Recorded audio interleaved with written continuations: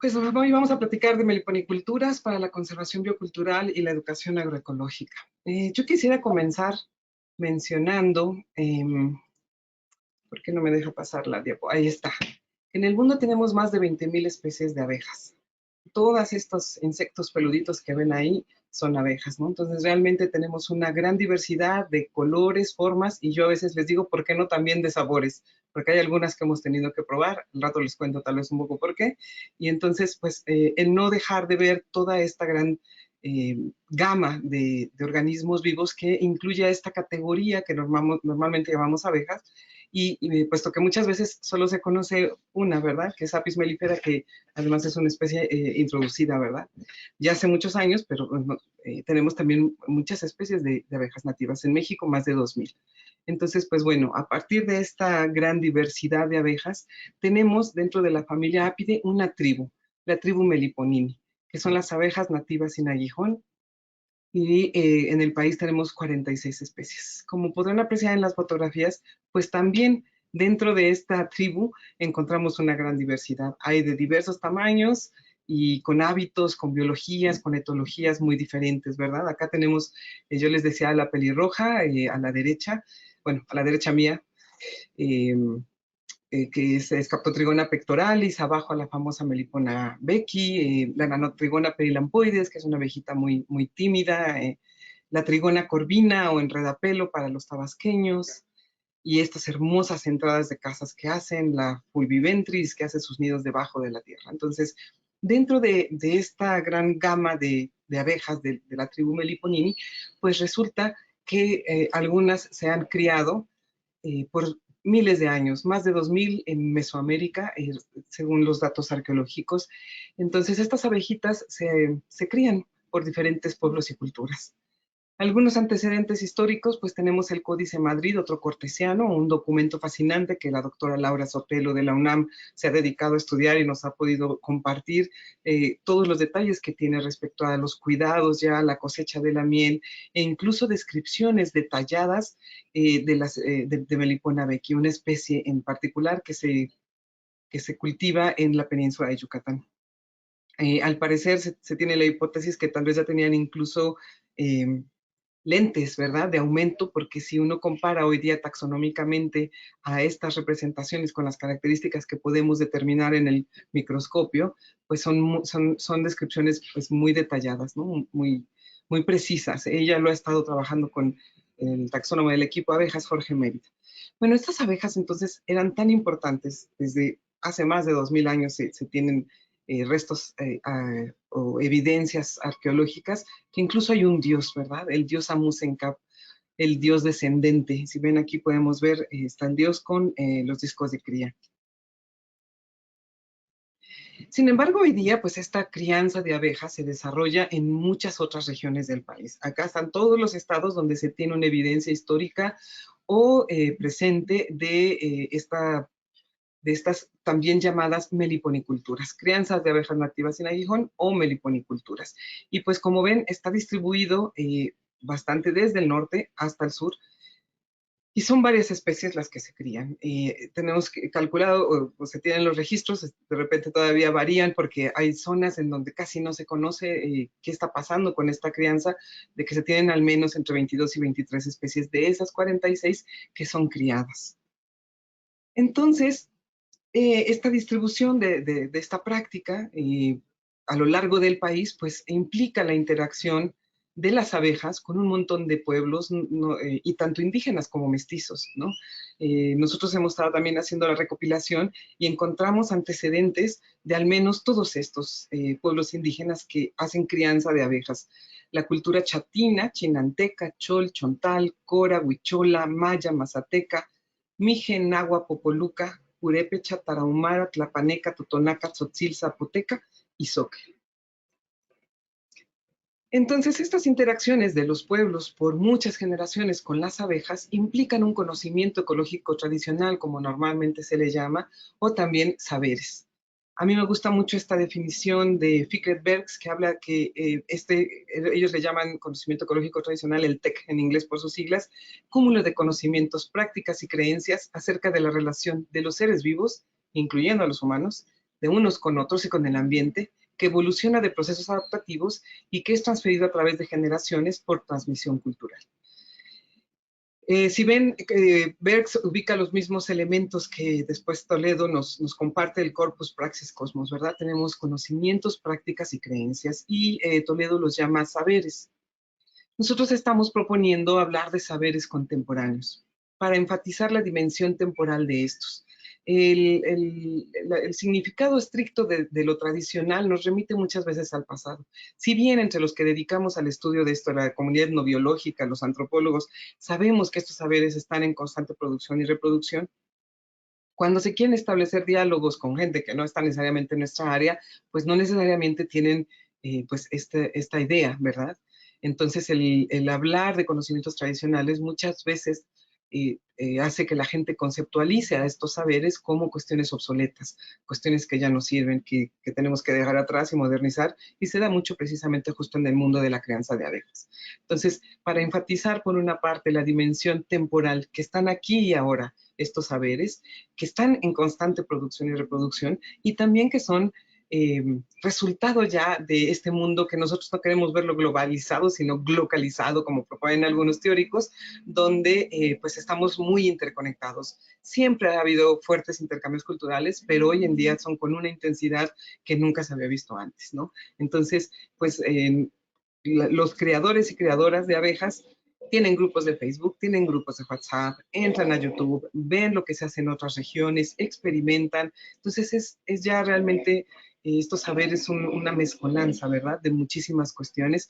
Y también el otro elemento que consideramos clave es el reconocer y enfatizar que al estar en constante producción, pues la gente no es solo heredera de estos saberes, ¿no? Como muchas veces se menciona, son herederos de esta tradición.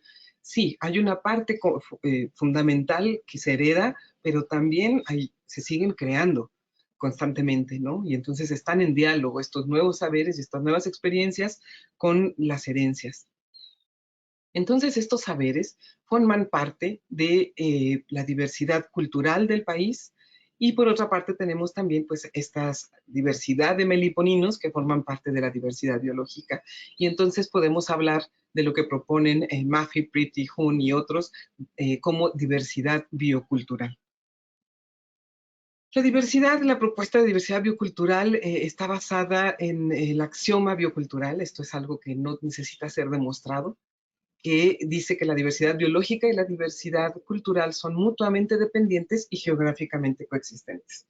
Yo siempre les digo, bueno, traducido es que están en los mismos lugares y dependen la una de la otra. Esto es muy importante, puesto que le da un giro diferente a algunas miradas sobre las cuestiones de conservación biológica, ¿no? Es tan importante la conservación de las especies como de estas culturas que han interactuado por ellas por cientos o miles de generaciones. Y entonces la propuesta de la diversidad biocultural lo que busca es reducir la distancia entre cultura y naturaleza que algunos marcos de conocimiento y culturales pues han establecido y que predomina mucho en varias sociedades hoy día. A mí se me gustaría mencionar que para muchos pueblos pues realmente no hay esta dicotomía, ¿verdad? No existe, es un continuo, somos parte de, a veces no tienen ni siquiera conceptos diferentes para hablar de lo que es la sociedad y de lo que es la naturaleza. Entonces, en términos antropológicos, pues incluso lo biocultural todavía nos recuerda un poco esa dicotomía, pero ha resultado una herramienta excelente para el diálogo entre disciplinas y para el trabajo inter y transdisciplinario. Entonces, pues tenemos esta diversidad biocultural que implica un legado, una herencia o un patrimonio biocultural, ¿no? Términos que están en boga, que se están discutiendo, pero pues que consideramos que son claves para el presente y futuro, ¿no? De la humanidad y del planeta. Acá podemos ver estas trigonas que están en un mural del Centro Cultural en Villahermosa, Tabasco. Bueno, pues yo las encuentro muy hermosas. Entonces, ¿qué se entiende por patrimonio biocultural? Hay muchas definiciones. Yo nada más les comparto una, la de Eckhart Boeg, que nos dice que es toda aquella riqueza material como inmaterial colectiva que lleva un proceso histórico en la conservación y reproducción sustentable, que se encuentran al resguardo de grupos culturales en el uso, manejo y aprovechamiento de sus prácticas y sabidurías tradicionales.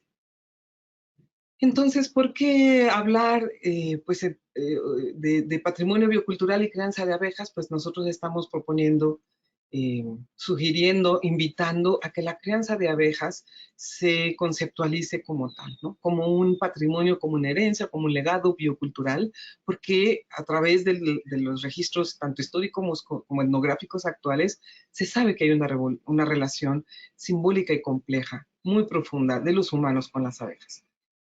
En esta relación, pues las abejas no solo son lo que para otros pudieran ser, ¿no?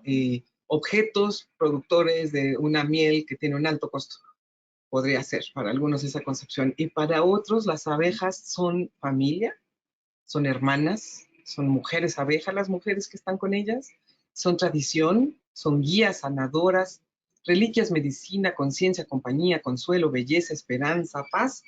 Y continuamente también escuchamos, pues ellas son amor. Entonces, todos estos saberes y esta compleja relación, pues proponemos que pues, es parte de esta diversidad biocultural del país y de Mesoamérica. Entonces, estas diferentes meliponiculturas o crianzas que hay a lo largo del país, porque si bien en esencia muy estricta pudieran parecer lo mismo, pues implican diferentes nomenclaturas, diferentes saberes, diferentes usos que se les dan a las especies, etcétera. Estos saberes son tan detallados que implican cuestiones etológicas, ¿verdad? ¿Qué colmenas sí cierran y qué colmenas no cierran? Evidentemente la entrada. ¿Cuáles salen más temprano a pecorear? ¿Cuáles son más agresivas? Las abejas nativas sin aguijón no tienen aguijón, lo perdieron en la historia evolutiva. Sin embargo, algunas especies sí tienen comportamientos de defensa, ¿no? Se enredan en el pelo o muerden. Una mordida de abejita es muy pequeña, ¿no? Pero pues ya en montón sí llegan a ser molestas. Entonces, estos saberes y esta relación y estos saberes que implican desde conocimientos ecológicos, biológicos, etológicos, además del utilitario, pues representan parte de lo que se le puede llamar el pluralismo ontoepistemológico desde el mundo, ¿no? De la humanidad. ¿A qué nos referimos con lo ontoepistemológico? Pues a tanto la diversidad de formas de concebir, de ver, de comprender el mundo, como a las diferentes formas que hay de crear conocimiento, desde lo epistemológico, ¿no? Lo onto y lo epistemológico. Entonces, estas crianzas representan parte de este pluralismo, parte de esta diversidad que nos enriquecen como humanidad. ¿Qué es lo que está pasando con estas crianzas? Hemos estado discutiendo y eh, proponiendo que pareciera que fueran un territorio en disputa. Por una parte, en ciertas regiones del país se ha estado teniendo un auge con la promoción de la crianza de estas abejas nativas, meliponinos, eh, que implica a veces modelos muy comerciales, tecnificados, reduccionistas, ahistóricos, sin identidad y homogenizados, ¿no? Se propone una forma de, hacer la crianza y esa como la única válida, eficiente, verdadera, ¿no?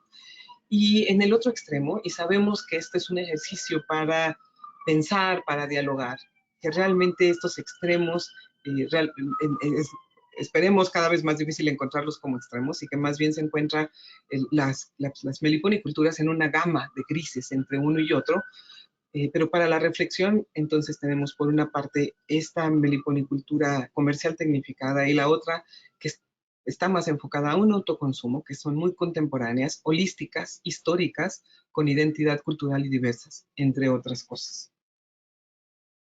Ante este panorama tan difícil que nos cuestiona qué va a pasar con la crianza, estos tonos de grises hacia qué lado se irán, ¿verdad? Hacia ¿qué va a pasar con la crianza de abejas en 5, 10, 15, 20 años? ¿Cuáles son las consecuencias de promover la práctica con fines meramente comerciales o utilitarios? Porque han tenido consecuencias muy negativas, como puede ser el saqueo de nidos silvestres, la comercialización, que no tenemos regulación para la comercialización y el movimiento de colmenas, entre otras problemáticas, ¿no? Entonces, bueno, ¿qué hacer ante esta situación de estas crianzas como un territorio en disputa eh, de diferentes formas de concebir y de estar en el mundo? Pues nosotros entonces proponemos la educación agroecológica y biocultural, ¿no? ¿Y cómo la hicimos? Ahora les vamos a platicar. Acá estamos viendo niñitos tabasqueños en el Meliponario Institucional, que estaba en el Colegio de la Frontera Sur, Unidad Villahermosa, donde estuve 8 años y donde tuve la oportunidad pues, de trabajar y de desarrollar las ideas que hoy les voy a presentar. Entonces, a mí, yo les decía, estas caritas de fascinación, el invitarlos a apreciar, a conocer, pues son invaluables. ¿Dónde hicimos esta cuestión de la educación agroecológica y biocultural y cómo la hicimos? ¿No? Pues nosotros trabajamos ni más ni menos que en el Edén de México, Tabasco, una tierra y su gente, en lo personal, a mí me trataron maravillosamente. El Edén, así, es el Edén de México, pues que está en el Golfo, ¿verdad? En la región sureste del país. Ahí se trabajaron, el trabajo que les voy a compartir, pues tiene diferentes escalas, ¿no? Hay cuestiones que se hicieron muy puntualmente en un municipio y otras que se hicieron en todo el estado. Entonces hicimos documentación de saberes contemporáneos, teníamos que saber primero, bueno, qué se sabe, qué se está haciendo, cómo se está realizando la crianza. Hay algunos antecedentes importantes como el trabajo de Marco Antonio Vázquez Dávila, pero en regiones puntuales y ya con algunos más de 20 años, si no mal recuerdo, de antigüedad. Otro decano y colaboradores solo en Tacotalpa, entonces no se tenía una mirada general. Y entonces, pues iniciamos con esta documentación en Comalcalco, en Tacotalpa, después se integra al equipo y a la maestría Gelmi Chan, que hace ya todo el estado, ¿no? Ya todos los municipios, excepción de uno que por cuestiones de seguridad tristemente no pudimos trabajar. Entonces hacemos esta documentación de los saberes contemporáneos en torno a las crianzas. También se hizo el diseño e implementación de talleres agroecológicos comunitarios. Se tuvieron visitas guiadas en el Meliponario Institucional y se hizo un plan de una propuesta de colaboración con el municipio de Centro. Ahí fue solo el municipio de Centro, con una zona escolar en la que se propuso el establecimiento de huertos escolares agroecológicos y bioculturales. Y pues la idea era eventualmente pues incorporar ahí las abejas. Se nos atravesó la pandemia y una transición laboral y bueno, ojalá algún día lleguemos hasta ese punto.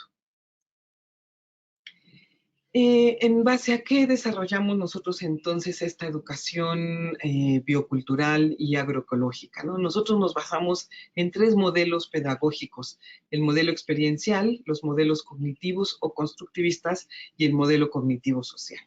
Como parte del primero, tenemos las ideas, solo les voy a dar algunos representantes claves de estos marcos pedagógicos. Tenemos a De Crowley, que propone que la educación es en la vida y para la vida. Entonces, él dice mucho, es a partir de la realidad, de con quien queremos detonar los procesos de enseñanza-aprendizaje o de coproducción de conocimiento, es a partir de su realidad que se debe de hacer, ¿no? Entonces, pues la experiencia como clave. Aquí vemos a algunos de los niñitos que teníamos de visita en el Meliponario y de nuevo la maravilla de ver pues una colmena abierta, ¿no? Una cajita. Tenemos por otra parte elementos que también retomamos de los modelos cognitivos o constructivistas. Aquí tenemos a Dewey, Ausubel y Novak. Ellos dicen que para construir nuevos conocimientos tenemos que partir de lo que la gente ya conoce. Entonces, el conocimiento se va construyendo. Y Novak es muy importante porque nos habla de lo crucial que son las emociones para los procesos de aprendizaje. Entonces, si tú te emocionas, y yo les decía, para bien, no con la pedagogía del terror, si la gente se emociona, si tú logras conmover, es más fácil aprender, ¿no? Y por tanto, tal vez pensar en conservación y pensar en transiciones agroecológicas. Y finalmente los modelos cognitivos sociales, donde están fuertemente representados por la educación popular, las pedagogías críticas, el máximo representante siendo Paulo Freire, pero también ya tenemos gente pues mucho más reciente, contemporánea, como Magdalena y Giroux. Freire hablaba de pues la educación para la emancipación, ¿no? Para la libertad. Y una de las características para mí más importantes de este modelo es el procurar, el promover el desarrollo de un pensamiento crítico que nos surge hoy día. Entonces, a partir de pues estas actividades diversas, de estos modelos y también de un fuerte enfoque pedagógico, que tal vez aquí no enfatice lo suficiente, pero entonces tenemos por una parte el trabajo desde los marcos pedagógicos, pero también pues desde lo antropológico, ¿verdad? Considerando mucho la agencia de las personas para el desarrollo de estas actividades, para la documentación de los saberes, para la implementación de los huertos. Y pues llegamos a esta propuesta de 13 puntos a partir de los cuales se puede decir el por qué la crianza de abejas o las meliponiculturas son claves o son una gran, se le puede llamar artilugio para la educación agroecológica y biocultural. Tenemos una de las famosas Melipona becky, pero acá también tenemos abajo una Phrysomelita nigra, ¿no? Que encontramos ahora recién en varios meliponarios en Campeche, también en Tabasco. Entonces, las relaciones humanos-abejas son complejas, profundas y hermosas. Espero que se alcance a ver bien acá. Tenemos a don Renan, ¿no? Don Renan está en Comalcalco, Tabasco. Fue de mis primeros maestros criadores de abejas. Ahí está con su colmena de Melipona becky, que esa después tuvo problemas, se perdió, pero bueno, ya tiene otra. Tiene todo su techito, ¿verdad? Tiene su casita, decía él. Y para dar una idea, ¿no? De cómo es esta relación, don Renan nos decía que él por las noches se paraba, iba al baño, orinaba y regresaba con su lamparita a espiar que no estuvieran las lagartijas queriéndose meter a la colmena o estar comiendo abejas, ¿no? Entonces era como su ritual, ¿no? Entonces son cuestiones pues muy personales, muy cercanas. También don Renan nos comenta dentro de, ya no abordé toda la parte utilitaria de las mieles que tienen, los mieles, el polen, los propóleos son utilizados y tienen muchísimos usos, y don Renan considera que las abejas le salvaron la vida porque un día estuvo una congestión. Hay diferentes versiones sobre qué tipo de congestión, pero entre él y su mujer, pero don Renan dice que se tomó la miel y lo salvaron, ¿no? Entonces realmente las respeta, las quiere, las procura, etcétera. Las meliponiculturas también nos permiten y tienen una gran importancia ecológica y cultural, ¿no? Pues ya hablamos de todo el bagaje histórico, de esta relación que se construye continuamente, de todos los usos, de todos los nombres, de todos los significados. Estas abejas en muchas culturas son considerados seres sagrados y entonces nos conectan con lo sagrado, ¿verdad? Y por tanto también parte, por ejemplo, de sus propiedades para curar, para sanar. Para los mayas eran tan importantes que se dice dentro de la mitología maya que el mundo surge a partir de una colmena, ¿no? O que solo nos salvaremos, por ahí está, en algunas de las memorias de Cholola, solo nos salvaremos dentro de una colmena. Entonces tienen esta gran importancia cultural, pero también ecológica. Eh, Hoy día se está hablando del colapso de insectos a nivel mundial, de la disminución de las poblaciones, y entonces tenemos esta hermosa práctica en el que pues se cuidan, se procuran, ¿verdad? En lugar de disminuir poblaciones, pues podemos contribuir, ¿verdad? A que haya esta diversidad y estén bien las abejas, digamos, ¿no? Entonces, además, dentro de su importancia ecológica, pues los meliponinos son polinizadores por excelencia y son abejitas nativas, entonces están muy adaptadas a cuestiones de polinización de especies nativas, de la vegetación nativa, ¿no? Entonces, por eso son cruciales. En el momento en que nosotros tengamos sus poblaciones afectadas, pues también vemos la polinización y por tanto todo ese paisaje afectado. Entonces son polinizadores por excelencia. También se está considerando ya su uso para polinizar, digamos, en términos comerciales, en modelos agrícolas semi-industrializados o industrializados, porque son muy buenas polinizadoras. Bueno, pues muy en relación con esto, ¿verdad? Los meliponinos son polinizadores, tienen importancia ecológica y conectan paisajes. Entonces, cuando nosotros tenemos visitantes en el meliponario, les podemos explicar la importancia de las abejitas, que les gusta la miel, todos queremos miel, y espero que varios de los que escuchan hayan escuchado, y si no, tienen que probar la miel de los meliponinos, es una miel de muy excelente calidad y de muchas propiedades medicinales. Entonces, todos queremos miel, pero ¿qué implica tener miel y qué implica tener estas abejitas y qué implica continuar con esta herencia? Nos platicaban cómo lamentablemente se vio un declive fuerte en algunos municipios de Tabasco a partir pues de los cambios socioculturales, Plan Chontalpa, la entrada de Pemex, ¿verdad? Mucha gente, es que sí, varios colegas me hacían comentarios, pues no sé cómo llamarlos, en Tabasco, si en Tabasco solo hay petróleo, pues no, en Tabasco también hay abejas nativas y hay gente cuidándolas y hay gente relacionándose con ellas desde, pues, de formas muy diferentes de ver el mundo, ¿no? Entonces, también les explicamos todo eso dentro de si queremos volver a tener estos corchos colgados en los aleros de las casas como los tenían los abuelos, pues necesitamos pensar a nivel paisaje. Y qué está pasando con el paisaje, y qué está pasando con la diversidad, y qué está pasando con las prácticas de producción de alimentos, ¿no? Cómo tenemos la parcela, cómo tenemos el cacaotal, incluso cómo estaba la unidad de San Cristóbal, Villahermosa, en cuanto a diversidad de especies para poder tener a las abejas, ¿no? Entonces conectan los paisajes indudablemente. Eh, Son especies carismáticas. Acá tengo, o sea, yo soy amante de los insectos en general, ¿no? Y tengo que reconocer que muchos otros grupos de insectos están lejos de tener la atención, pues, mediática y etcétera, artística que tienen las abejas, ¿no? Mucho sobre Apis mellifera, pero aún así no es tan común, ¿no? Que un grupo de insectos llegue a ver, por ejemplo, esto a nivel comercial, tenis, ¿no? Gorras, eh, se usan mucho las abejitas en el marketing. Acá tenemos una súper hermosa ilustración de Wenzu, que le agradezco enormemente que las hace con fines pues, educativos. Una Nanotrigona perilampoides con sus ojitos verdes característicos. Entonces, definitivamente son especies, nosotros hacíamos la burla donde ya no ¿quién se va a negar cuando te piden algo con ojitos de abeja, ¿no? Y los que no los han visto, pues vayan, véanlos. Ya no es ojitos de gato, es ojitos de abeja, unos ojitos de nanotrigona o de escaptotrigona o de melipona, ¿quién se va a negar? Realmente a la gente les llama la atención, además, bueno, es la facilidad del manejo. Pues, se asocian las abejas con ciertos valores. Acá les ponía yo un poco un meme, ¿verdad? ¿Con qué valores se asocian? No, no se asocian necesariamente con los de picar y afectar, ¿no? Sí hay algo de eso, pero también está este todo componente donde las abejas se asocian a cuestiones como la solidaridad, el trabajo, ¿no?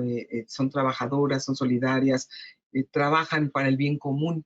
Hay un objetivo común que es la colmena, criar los huevecillos o ponerles el alimento, limpiar la colmena, etcétera. Entonces, hay estos valores asociados a las abejas que permiten entonces reflexionar sobre pues, otras cuestiones, tanto ambientales como también de transmisión de saberes, ¿no? Eh, en Tabasco, no cualquiera, y en otras regiones también, en la península, también en Veracruz, no cualquiera puede tener abejas. ¿Quién va a poder tener abejas?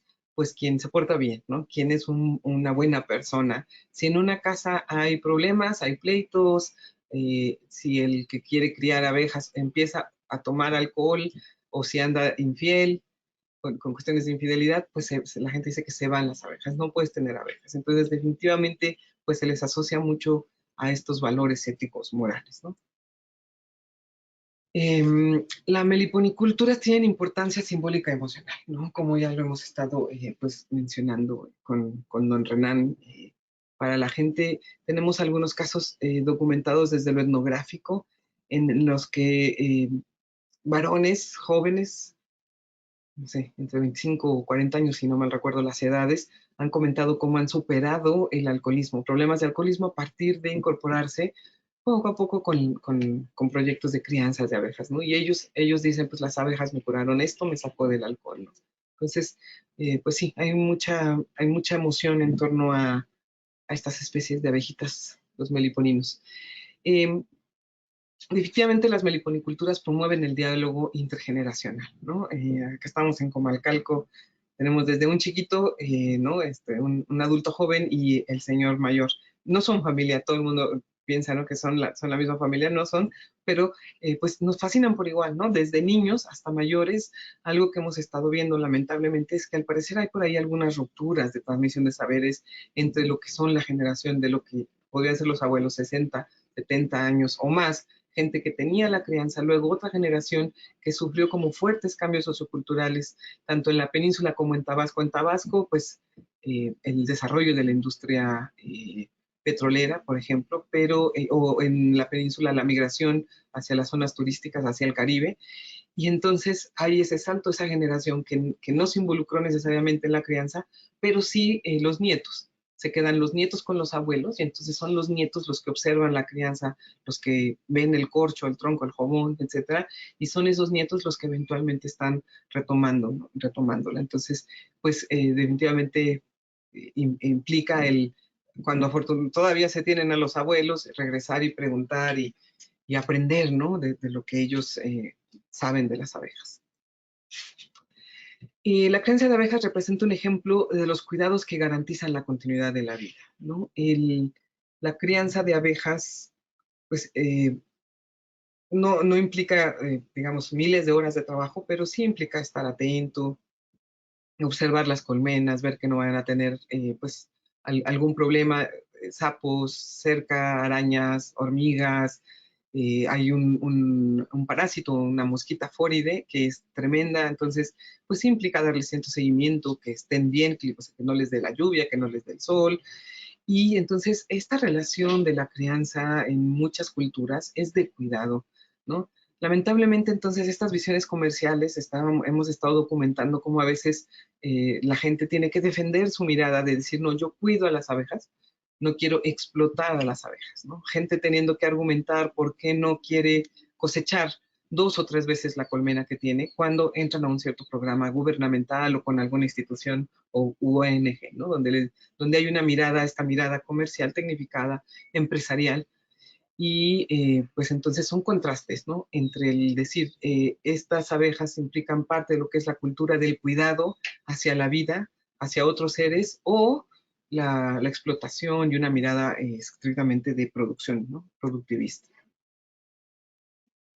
La crianza de abejas estimula los sentidos y pues varios de los o sea, pedagogos, perdón, o de los marcos pedagógicos, pues hablan de esta importancia pues de la estimulación, ¿verdad? Para el aprendizaje. Y pues yo quisiera que pudieran imaginar o evocar los que han tenido la oportunidad de lo que es el olor, ¿no? De una de estas mieles o al abrir un corcho o un jobón, es un olor muy peculiar. Ya ni hablemos de las mieles y la gran diversidad que hay de ellas dependiendo de los paisajes, la floración, la época del año, etcétera. Si se acerca uno despacio y con cuidado, yo les decía, las nanotigonas pedilampoides son tan tímidas que se esconden y se callan, ¿no? No vas a oírlas zumbar. Pero si te acercas con cuidado, no las asustas, pues zumban, ¿no? Se oye el zumbido y son sonidos pues muy especiales. Entonces realmente está en el meliponario, en un proceso de coproducción de saberes, de enseñanza-aprendizaje, pues tienes toda esta detonación, ¿verdad? De sensaciones, de emociones, de sentimientos, etc. Sí. Es tan importante el zumbido. Uno de los casos muy bonitos que registró Gael Michan en Tabasco es cuando preguntamos el por qué tienen la colmenas o cómo empezaron con la crianza. Y hay una señora que empezó la crianza porque tuvo un bebé y le dijeron que el bebé tenía problemas de sordera. Y entonces alguien le comentó que tenía que conseguir una colmena de la mosca real, como se le dice en Tabasco, y pegar el oído del bebé a esta colmena, ¿no? Ya explicaba yo que si las abejas son seres sagrados, pues el contacto con ella nos sana, nos restaura, es estar en contacto, ¿verdad? Con lo sagrado. Entonces, pues bueno, ese es el origen de esa colmenita. El niño tiene 20 años y escucha y la señora tiene su colmena, ¿no? Entonces, sí, zumbar, para mí hoy o sea, el zumbido es muy especial, ¿no? La crianza de abejas implica ser, de Crowley decía, la enseñanza y el aprendizaje, la educación en la vida y para la vida, ¿no? Entonces hay que aprender haciendo, se dice mucho. Entonces, cuando estamos trabajando con educación agroecológica y podemos discutir sobre los principios agroecológicos, la importancia de pues, la conservación del suelo, de mantener la diversidad, etcétera, pues también lo estamos haciendo en el momento, al momento que estamos también haciendo, ¿verdad? Hay que revisar o no las colmenas, o hay que dividir, o hay que cosechar, hay que darle una limpiada al meliponario, etc. Entonces, pues definitivamente la crianza de abejas nos implica el movernos, que también últimamente se menciona mucho, pues que los aprendizajes pasen por el cuerpo, ¿verdad? Que nos movamos, que no sea solo desde el intelecto, ya no solo el sentir, sino el sentir pensar. Eh, las meliponiculturas no requieren equipo ni espacios especiales, ¿no? Entonces, pues sí, son una gran ventaja. Después, ahora preparando justo esta presentación, pensaba, bueno, es relativo, ¿verdad? Sí, por supuesto tenemos un uso excesivo de agroquímicos en la zona donde nosotros queremos tener abejas, pues no se va a poder. Y si nosotros tenemos mucho, estamos en medio de monocultivos, pues también va a ser muy difícil tener una crianza de abejas y que las colmenas estén sanas y fuertes. Entonces sí se requiere de espacios especiales, pero esto se refiere sobre todo a, pues no estas distancias como con apis, ¿no? Que está se tiene que tener cierta distancia de lugares donde haya personas, ¿no? Pues estas no, normalmente, muy comúnmente están en los huertos familiares, ¿no? Están ahí afuera de la cocina, muy, muy cerca, ¿no? De las actividades cotidianas. Y a excepción de algunas especies como las Scaptotrigona mexicana y pectoralis, que llegan a causar, sí, que se enredan el pelo y ciertas molestias, se puede usar un velo, pero bueno, no se compara con el equipo que demanda trabajar con apis mellifera. Las meliponiculturas pueden ser rentables, pues sí. Algo que a nosotros nos preocupa mucho es que a veces se piense que estamos en contra, ¿no? De las cuestiones que implican una cierta comercialización de los productos o el obtener una ganancia a partir de la crianza, pues lo cual no es así para nada, ¿no? Lo que preocupa y lo que ha tenido implicaciones es que solo sea eso, cuando es una práctica holística, cuando es una práctica que tiene pues muchos elementos, como ya mencionamos, ¿no? Históricos, ambientales. Entonces a veces se vende esta idea de, bueno, tú solo necesitas aprender lo técnico sobre la colmena, conseguirte una colmena y ya, tú ya puedes hacer crianza de abejas, ¿no? Y no se habla pues de los cuidados, de la relación con la abeja, de las implicaciones que tiene el paisaje y el manejo de ese paisaje para poder tenerlo. Entonces, el reducir las crianzas a cuestiones meramente productivistas, eso nos preocupa. Pero, por supuesto, puede haber estas crianzas que, de haber una producción de tanto de polen como de propóleos o de miel suficiente, pues, por supuesto, pueden implicar la venta y la elaboración de productos de valor agregado, ¿no? Soy una súper consumidora de ellos. Acá está un ejemplo de Mac Jobón en Canquilica, Campeche, que apenas podemos visitar, un grupo de mujeres maravillosas. Y entonces, bueno, pues ya también no solo tienen su miel, sino que también ya tienen shampoos y cremas y pues de muy, muy buena calidad y muy eficientes para el cuidado para diferentes cuestiones tanto cosméticas como también de salud, ¿verdad? El propóleo es ya cada vez más indiscutible, está comprobadísimo las propiedades antivirales, antibacterianas que tiene. Entonces, pues definitivamente sí, las meliponiculturas pueden ser rentables si se dan las condiciones, si se hacen los manejos adecuados y si se consideran pues todas las otras variables. Para ir ya cerrando y concluyendo, entonces, se deben apreciar las meliponiculturas como patrimonios o legados bioculturales de hoy y del futuro, ¿no? Queremos que la gente que hace esta crianza pues tenga sí, que tengan plena conciencia de la importancia que es, ¿no? A veces hablamos siempre del futuro, ¿no? Yo creo que desde el presente, ¿no? Lamentablemente, muchísimos mexicanos desconocen sobre estas abejitas nativas. Las diversas formas de crianza de abejas nativas sin aguijón son producto de la diversidad ontoepistemológica, y su estudio y comprensión nos permite la construcción de un mundo donde quepan muchos mundos, ¿no? Entonces aprendemos a respetar las diferentes formas de crianza, el que si la gente quiere tener su corcho, su jobón, se le permita y se trate de implementar un manejo desde ahí y no necesariamente se le fuerce o se le obligue, se le force a pasarlas a cajas tecnificadas. Si respetamos que haya una ceremonia antes de la cosecha, si respetamos que haya ciertos elementos de protección del meliponario y no se burlen de ellos o no los desprecien, esas cosas son anticuadas, esas cosas son la tradición, ¿no? Sino que se respete como otras formas de concebir, de entender el mundo, de desarrollar conocimientos en el mundo. Entonces eso, pues eso, que quepan muchos mundos. Las meliponiculturas son un artilugio para la conservación biocultural y pues la educación agroecológica, ¿verdad? A partir de la crianza, pues también podemos hablar de muchas otras cosas, de esta diversidad y de estos legados bioculturales, no necesariamente solo de ellas, ¿verdad? Pero de ellas, partiendo de ellas como ejemplo, la gente lo entiende porque les es muy cercano, les es muy representativo, les es muy emocional, y a partir de eso entonces podemos abordar otros temas. Desde el trabajo inter y transdisciplinario, combinando miradas pedagógicas y antropológicas, buscamos contribuir a la crisis que enfrenta el planeta. Se ha estado hablando que estamos viviendo pues una crisis civilizatoria, no es una crisis solo ambiental, también tenemos crisis socioculturales, y entonces algunos autores como Lev hablan de una crisis civilizatoria que está teniendo pues fuerte impacto en el sistema planeta. Entonces, pues definitivamente se requiere cada vez más estos enfoques inter y transdisciplinarios. Nosotros lo proponemos en particular desde lo pedagógico y lo antropológico, por supuesto, abordando lo agroecológico. Al examinar la variedad de perspectivas y la belleza que encarna la relación humanos-meliponinos, buscamos promover el aprendizaje a partir de la celebración de la diversidad biológica y cultural, ¿no?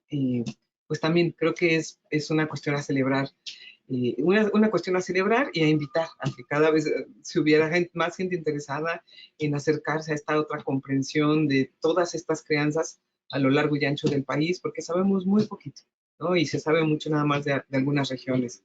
La península de Yucatán y Puebla, ¿verdad? Donde está alrededor de Coetzalan el cultivo de Scatotrigona mexicana.